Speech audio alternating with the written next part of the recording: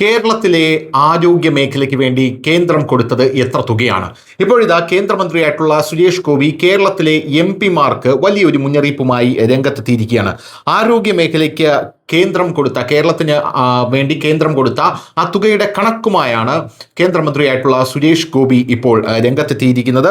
കേരളത്തിലെ ആരോഗ്യ മേഖലയ്ക്കായി കേന്ദ്ര സർക്കാർ അനുവദിക്കുന്ന നാഷണൽ ഹെൽത്ത് മിഷൻ ഫണ്ട് കൃത്യമായി വിനിയോഗിക്കുന്നുണ്ടെന്ന് ഉറപ്പാക്കാൻ സംസ്ഥാനത്തെ എല്ലാ പാർലമെന്റ് അംഗങ്ങളും ഇടപെടണമെന്ന് കേന്ദ്രമന്ത്രി സുരേഷ് ഗോപി പറയുകയാണ്.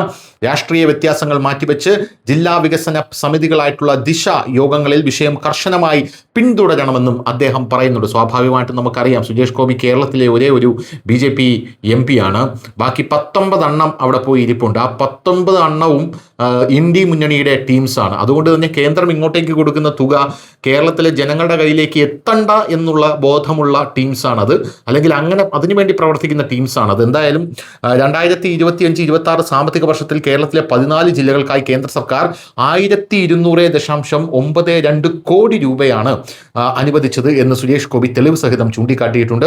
2026-27 സാമ്പത്തിക വർഷത്തിൽ ഓഗസ്റ്റ് വരെ ഇതുവരെ 558.73 കോടി രൂപ അനുവദിച്ചിട്ടുണ്ട്. ഇതോടെ 2 സാമ്പത്തിക വർഷങ്ങളിലായി 1759 കോടിയിലേറെ കേന്ദ്ര വിഹിതമാണ് ആരോഗ്യ മേഖലയ്ക്കായി അനുവദിച്ചിരിക്കുന്നത് എന്നുള്ളതാണ് സുരേഷ് ഗോപി ചൂണ്ടിക്കാട്ടുന്നത്.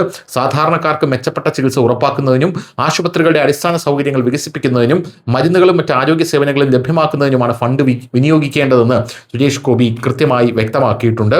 എന്തായാലും കേന്ദ്രത്തിൽ നിന്ന് ലഭിക്കുന്ന ഫണ്ടിൽ ഓരോ ജില്ലയിലും എത്ര ശതമാനം തുകയാണ് ശമ്പളത്തിനായി മാറ്റിവെക്കുന്നതെന്നും എത്ര തുക ചികിത്സാ സൗകര്യങ്ങൾക്കും അടിസ്ഥാന സൗകര്യ വികസനത്തിനുമായി നേരിട്ട് വിനിയോഗിക്കുന്നുണ്ടെന്നും MP മാർ പരിശോധിക്കണമെന്നാണ് സുരേഷ് ഗോപി നിലവിൽ പറയുന്നത്. News desk news Malayalam.